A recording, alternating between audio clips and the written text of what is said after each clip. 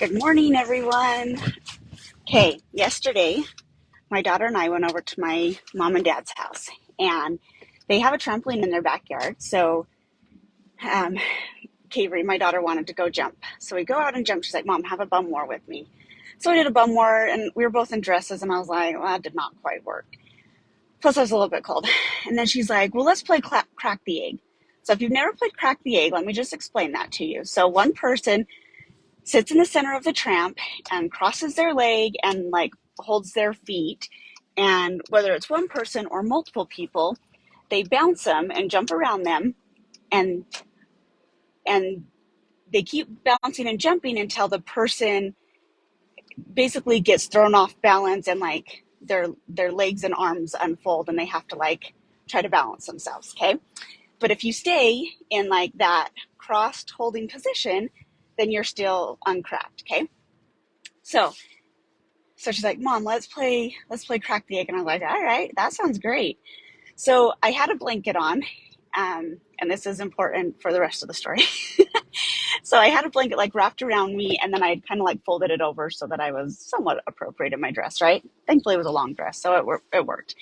Anyway, so she's bouncing, and I'm not getting cracked, okay? Just bouncing, whatever, okay? So then she would take a break, and then she wanted me to like try to crack her, and she would like instantly crack. So we're going back and forth. So then she's like, it's because you have a blanket on. You need it without the blanket. And I was like, okay. So we take the blanket off. So then I'm just, holding my feet and going there. So she's trying for probably another like close to 10 minutes on that one, okay? And I'm not cracking. So my dad asked the question. He's like, Jamie, have you always been really good at crack the egg? And at first I was like, I don't know. It's probably a new talent. And then I was like, actually, no, I have always been really good at it. I said, but the difference is when I was younger, I would eventually let people crack me because they would get really frustrated that they couldn't crack me. And so my little people pleaser would be like, oh, if I want them to like me and not be frustrated and mad at me, I better let them crack me. So I would let them crack me, and then all was well. Okay, key point there, right? So I said, but the difference now is that I don't care. If they can't crack me, they can't crack me. And, I had a few different reactions with that statement. But so then my daughter goes back to, it's your arms, your feet or your hands are holding your feet in place. So you can't do your arms. So I then had my arms just out, and she kept bouncing. Okay.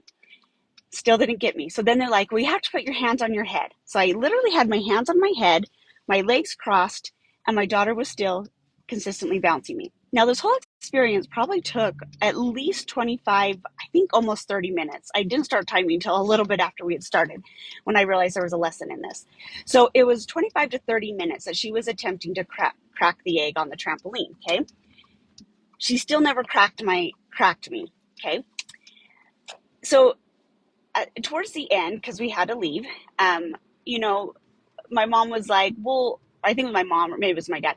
They were like, what is it that allows you to stay in that position and to be able to hold it so you don't crack? And so I started like paying attention a little bit more, and I was like, oh, it's my core. Like my core strength is just really solid, and therefore that balances me. Okay, so of course, because I naturally look for lessons in all things, um, I was like, okay, interesting. So in body mapping, when we have a strong core, it means we have a strong core of who we are. And when we have that strength and that core strength of who we are, it allows us to move forward more confidently and with greater momentum and power, because we know who we are and we have a strength there. So for me, yesterday, it was a beautiful reminder that sometimes, even when I doubt my core strength and doubt my ability to move forward and doubt all these different things, it was this really beautiful reminder that I do have a lot of core strength, and I do have a lot of strength in general. And that is true for each of us. We each have more strength than we even realize. So I want you to, or I invite you to pay attention today. Where is your strength? Where do you find strength? What is your little reminder that throughout the day, if you're doubting your abilities or doubting your strength or doubting X, Y, and Z about yourself, what can you tune into specifically in your body, especially that will help you have a reminder of the strength and the ability that you have? And if you're willing to share, I would love to see your comments below this post.